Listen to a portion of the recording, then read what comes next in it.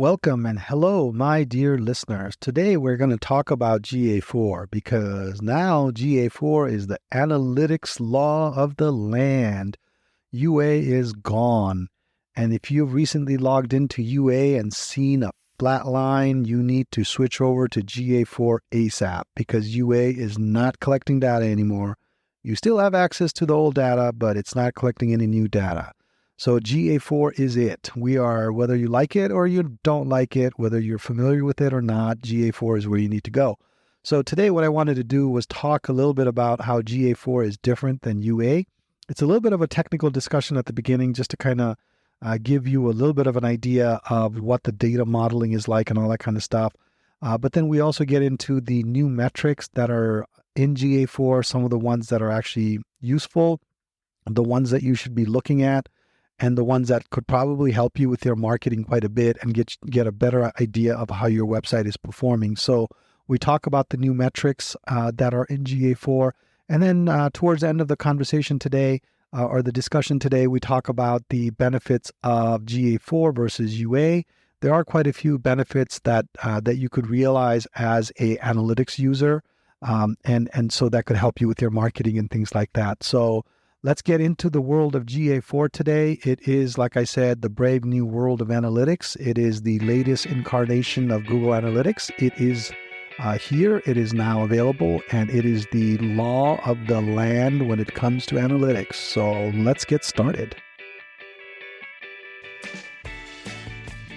Welcome to the latest episode of Corner Your Market. I'm your host, Silas Kinide.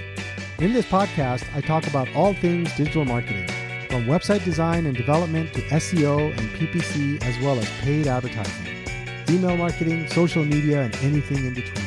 If you're a small business owner, a marketing manager in a company, or an entrepreneur, this podcast is for you. So tune in every Thursday at 10 a.m. You'll gain some practical insights, new strategies, tactics, and tools that will help you grow your business. To subscribe, go to corneryourmarketpodcast.com and select the podcast app of your choice.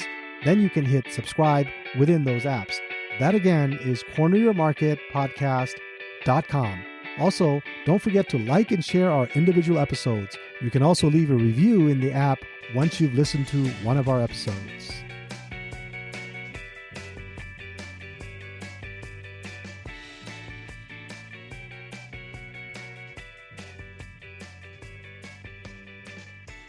About a week ago, got a frantic message from someone saying that their data had stopped collecting, and dug into that a little bit. Turns out that they never switched their UA to GA4, and all of a sudden, starting July 1st, they have a flat line in their analytics of all their data. So they were kind of not sure what to do. There was a little bit of a panic in their voice. Turns out, it's pretty obvious to know that they never switched over, right, to GA4. They thought that the email reminders that they were getting were spam, and so they never acted on it. But hey, it's not a big deal. It's not too late. It never is too late. But I'm a little bit of a stickler when it comes to collecting data. I don't want to miss data. I don't want to deliberately not have data collection happening. And I also like to be able to have comparison points, right? Now, all of a sudden, that July data is not going to compare very well to next July because, there's a flat line for the first week. So, but anyway, I thought it would be a good opportunity today to talk a little bit about GA4. I did do a podcast interview with an associate on this topic back in May. We talked about this similar points, but I thought it'd be worthwhile to revisit it and discuss, because now GA4 is the only Google Analytics option that you have. You can still access the UA data that you have, but GA4 is it at this point. So you can't go back anymore. So anyway, in this episode, what I thought I'd do is I'd talk a little bit about how GA4 is different, so that it gives you a little bit more of a better idea of what you're looking at for data moving forward. And also there's some new metrics that are in GA4 that were not in UA. I know that as I have been using GA4 more and more, my brain keeps asking, well, where's that? And it's like, oh man, that's not there anymore. Oh, this is how it is now, things like that. So there are some new metrics in GA4. And also I want to talk a little bit about the benefits that you can experience from GA4 compared to what UA was offering, believe it or not. there are lots of benefits involved. So let's get to it. Let's talk about this. Let's get this let's help you with this. Let's get this information to you so that you can be better at using GA4. So GA4 is Google Analytics 4. It's the fourth version of their analytics platform. They call it, the third version was called UA, I believe. So that's why it's UA. It's not called GA3, but it's UA. So anyway, there's a little bit of a nomenclature change there. Sometimes I feel like the name choices could be better, but who am I? I'm just a dude here making a podcast on this. So I don't get to say this is a better name, this is a worse name or anything like that. But GA4, ChatGPT 3, 4, I don't know, man. I don't know who comes up with these names, but I think there could be better names. But anyway, regardless, GA4, if you're not familiar, is a web analytics platform that helps you track and measure user activity on your website and or app. And GA4 is the newer, more advanced platform compared to UA. It's offered by Google. There's a number of advantages over UA, and we'll talk about that a little bit. And it also points to why they're different or how they're different. The main thing is the data model is different. There's also a wider range of reports that are available to you. There's wider levels of integrations that can happen. But GA4 is also more complicated. I feel like the user interface is more complicated. It's only blue or shades of blues when it comes to charts. I don't know why the lines don't look as clear and distinct as they did on UA. But it could just be because we're so used to UA that this new layout is a little bit confusing or can seem a little bit more complex. Sometimes I feel like I should be able to click on a graph and be able to see more data on it, but I can't do that, so not sure why. So there are a number of key differences between the two platforms. I already mentioned data model. This one's a little bit complicated to explain, so I'm going to try to do the best I can, okay? GA4 uses an event-based data model, while UA used a session-based data model. This means that GA4 records every interaction that a user has with the website as an event, while UA only records events that occur within a session. So the user that comes back and does something, that person is tracked with a unique identifier, I believe. So that same person that came back, maybe that person came to your website 25 seconds, maybe 30 minutes later. Well, we do this all the time, right? Like we go to a site, we read something, and then we close it. And then maybe later in the day, we come back to the same site and because we're showing it to somebody else or something like that, or we're trying to revisit that information. UA would visit that as two different users, right? Because you came after 30 seconds. Actually, you'd be the same user, but it would be two different data points. In this case, GA records that as one user with multiple interactions. So that's a little bit different. That's quite a bit different, actually. The data model, this data model is actually the main difference between GA4 and UA. I think as a user, you're not going to need to know too much details about that. But UA basically collected and organized data around sessions, like that particular one session that you had is attributed, to that one user. And UA only recorded events that occurred within the session. If a user visits your website or app multiple times within a 30-minute period, each visit will be recorded as a separate session. And it made it difficult to track user behaviors over time. Whereas the event-based data model that GA4 uses, each interaction that a user has with the website or app is recorded as an event. So this includes page views, button clicks, form submissions, and downloads. Events are then stored in a separate data record and they're not associated with any particular session. That means you have information about what this particular user did and the events that occurred when that user was on your website. The event-based model allows GA4 to be more flexible and customizable than the session-based model that UA had, right? So basically what it comes down to is the event-based model in GA4 is more powerful and flexible in terms of being able to track user behavior than the session-based model that UA had. That's really all you need to know. Basically, you need to know that GA4 can give you much better data about the user that is going through versus UA ever did, because UA tracked the session, not the user. So So what does it mean for marketing? I mean, that's the big question, right? We don't care about the underlying technology necessarily. I just covered that so you knew what the major difference was. But so for marketing, what this means is it means that you're going to have better data. You're going to have a much more data-driven attribution model. In UA, last kick attribution was a problem. In GA4, that problem is going to go away. What we mean by that is the last click that led to a purchase was attributed with the conversion, whereas with GA4, you can actually see as the user's going along what were the valuable data points that led to the conversion, and you can apply different values associated with that. So if they went to page A and then went to page B, there's certain values you can associate with that before they went to page C and did the purchase. So those are the kinds of things that really helps with honing in on your advertising, honing in on your understanding of your data and things like that. So the data model has impacts on marketing, but also data collection. GA4 collects data differently than UA. GA4 uses a first-party data model, which means that it collects data directly from your website or app. UA, on the other hand, used a third-party data model, which means that it collected data from a variety of sources, including your website or app, social media platforms, and other third-party websites. So there is data collection differences. Number three, in terms of what you can expect in Google, this GA4, it offers a different set of reports than UA did. There's a whole reporting section, I believe. Sometimes I just can't remember all the stuff on GA4, to be honest with you.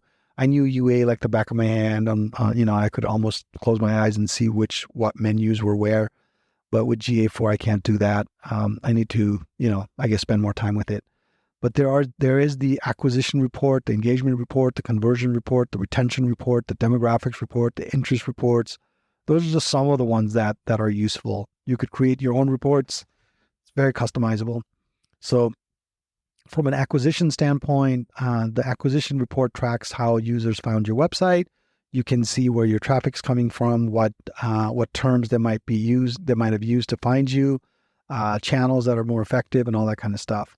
Engagement gives you an idea for what they did on your website. You can see how long they spent on your pages, which pages they visited, and what actions they took. Conversion shows you, as you could probably just understand by the term, the conversion tracks how users convert on your website. And it doesn't always have to be like, a purchase or a sign up or an email. It could be things like a button click that led to something valuable for you and things like that. So you can measure those as well. Retention is another one, is how long, users return to your website. You can see how often they come back, how long they stay, and what actions they take, and things like that. Demographic, age, gender, location, and other demographic information. Interests, what topics they're interested in, what websites they visit, and what apps they use. So very, very powerful there. So the fourth thing here when it comes to, the main differences between GA4 and UA is GA4 actually integrates with a lot of Google products, as you could probably imagine, like Google Ads, Google Marketing Platform, Google BigQuery, and all these places. So you can move this web data into other business, related platforms and have a more 360 view of your customer, of your business, and things like that. So the integrations are also powerful. I don't know how relevant that is for small businesses.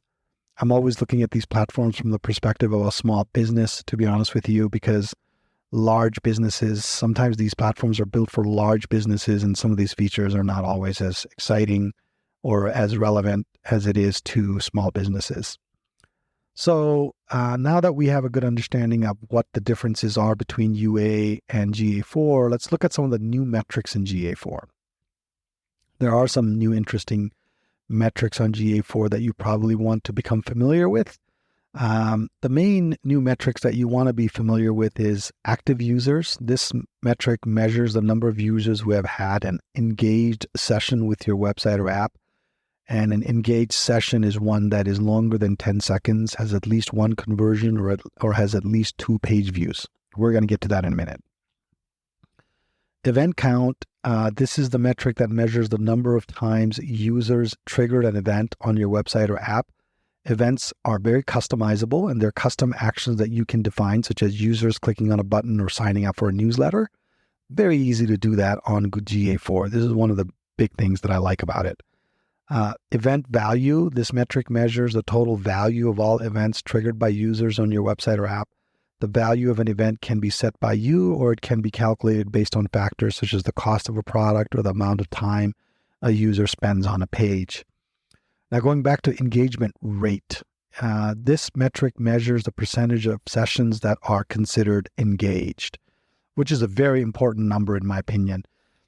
You can drive people to the website, but you really need to know what the engagement level is.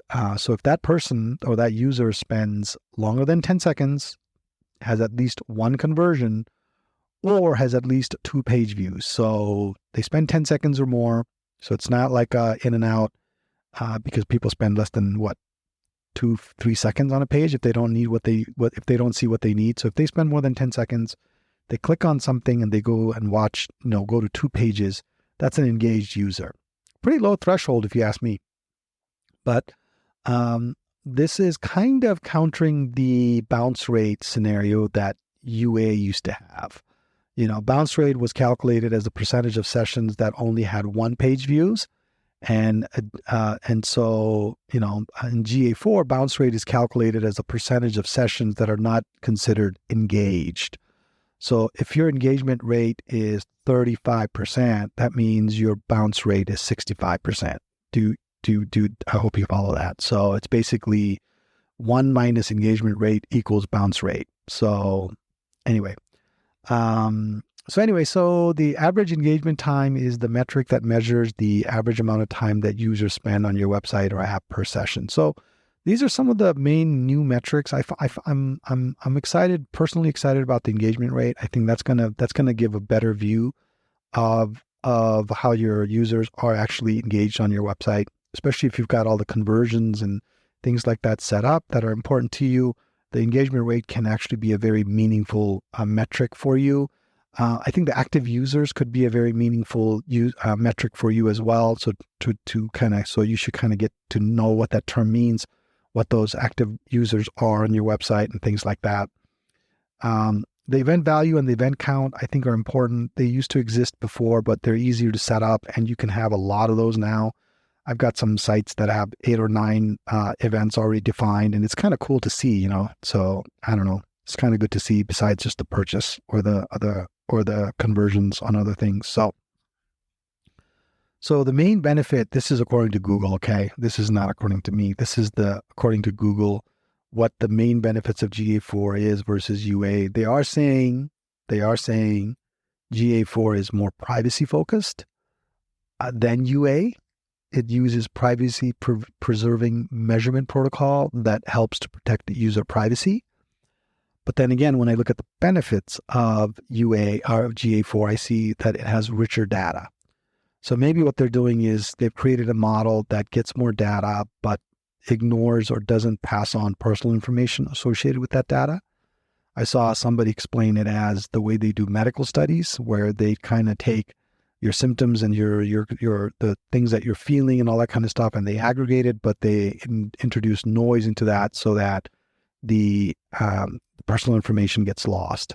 So it's very hard to arrive at this person had hepatitis B or whatever, but you do have general trends on hepatitis B, the vaccinations that work or the treatments that work, and all that kind of stuff. So somebody used that to explain how this is more privacy focused, but I'm not exactly sure. I'm not that heavy into statistics and data collection and data models to be able to tell you for sure that this is a better privacy vehicle than maybe UA, but they're saying that it's privacy focused because obviously Google is facing more scrutiny from regulators about their privacy.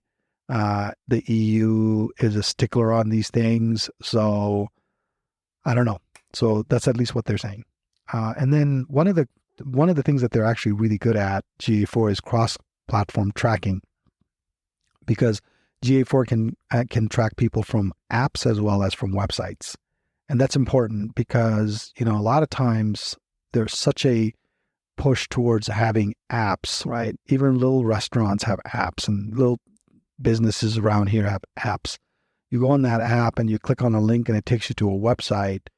All of a sudden you bounce from an app to a website, or to their website to do something, or vice versa, and things like that. So, and then sometimes you click on an app that opens up another app, right? So that's Facebook. You go to Facebook and you click on a messenger on the upper right-hand corner. It opens up the Messenger app, right? So you're all doing these things on apps. So being able to get that information, if you're facebook.com, let's say, the people that are bouncing around and things like that, that level of tracking is available on GA4.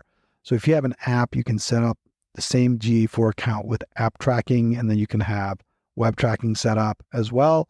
And so as folks bounce back and forth or use different features and things like that, so that can be very, very useful. And the other thing that it is also very good is when you bounce from different devices. I bounce from my desktop to my small laptop. Well, my desktop is actually a laptop as well. It's just a larger laptop that I don't like to carry around because it's heavy. And I have a smaller laptop that when I go to work off-site, I take my smaller laptop, right? And then I have my phone, and then I also have my iPad. So all of the accounts on all of those devices are the same. I'm using the same apps. I can bounce between browser sessions, email clients, and everything like that on here, but I'm using multiple devices here, right? So GA4 is supposed to track me as one user as I interact with different sites on different devices at different times in different locations and different platforms. As one user, and the marketer is going to know my behavior and all that kind of stuff. So that's what they're saying. I think it does it. I haven't spent enough time to be able to say, this is how you do it, and this is how you can look at that information, but that is available. So that's the second main benefit. The first one was privacy focused. The second one was cross-platform tracking. The third benefit is machine learning. GA4 uses machine learning to help you understand, you meaning the data, the marketer, understand your data better. For example, GA4 can automatically identify trends in the data and suggest ways to improve your marketing campaigns. I haven't used that yet. I'm excited to use it, see how that does. And then customization, right? So GA4 is more customizable than UA. You can create custom reports and dashboards to track the data that is most important to you. And I think as we become more and more proficient at using GA4, and as we get into it, this feature is going to be very important. Right now, my preference is to take data into Data Studio, recently renamed to Looker Studio. Again, not sure where that name comes from. Not a huge fan of their naming. Whoever that guy is that names products at Google, give me a call. I don't like the name choices you have. But anyway, Looker Studio is a great tool for connecting GA4 so you can build custom dashboards, real-time dashboards, and then also share that with your customers and your clients so that they don't have to fiddle around learning GA4, but you can actually show, graphs that are easy to understand and things like that. That's what I use. But I'm excited to use and see what GA4 has in terms of custom reports, the stuff that you might be able to build and things like that. One thing that GA4 does have that UA does not have, did not have, and a feature that I actually do like is you can actually share a custom report directly from that view, so you can generate a link and send it to your client. And as long as they're logged into their GA4 account and they click on that link, they'll see the report. So that I thought that was kind of cool. But it does have the old PDF, generating PDF reports and things like that. The reports aren't pretty. The colors are lame, in my opinion. It looks too blocky, robotish, robot-like.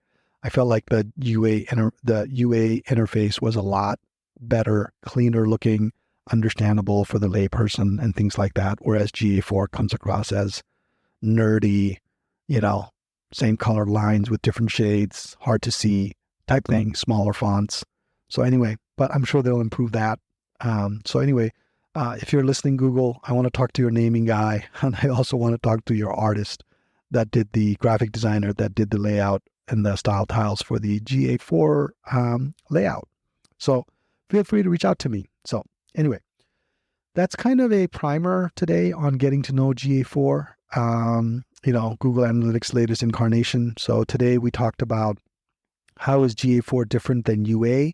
We talked about the new metrics in GA4, and we also talked about the main benefits of GA4 versus UA and some of the tidbits that I've learned so far in terms of GA4. So give it a whirl, log into GA4. Hopefully you did the transition on time. If not, do your transition now, and then give it a play. Go see what it's like. Find out for yourself how it feels, what it looks like, what you can get from it, and start using it. It's going to be fun. So anyway, with that, happy GA4ing, happy analytics, happy analyzing, and all that good stuff that comes with analytics. Enjoy. Have a good day.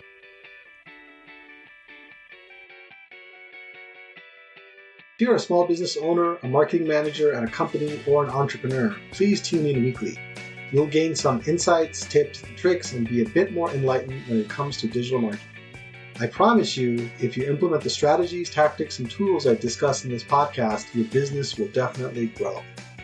Please subscribe to this podcast. You can do so by going to corneryourmarketpodcast.com and subscribe with the listening platform of your choice.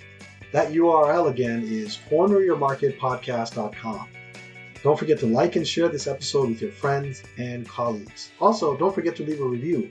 Those mean a lot to me and can help others that would benefit from the information you share. Finally, I would love to hear from you. I love getting listener emails. So if you have questions, feedback, or any general comment about the topics I discuss on this podcast, feel free to send me an email. I will be sure to share and discuss your feedback on the air if it will benefit our listening audience. You can write to me at connect@corneryourmarketpodcast.com. Just put listener comment in the subject line. That email again is connect@corneryourmarketpodcast.com. And again, please put listener comment in the subject line. Thanks for listening today. I look forward to being back next week. Until then, be good and do good.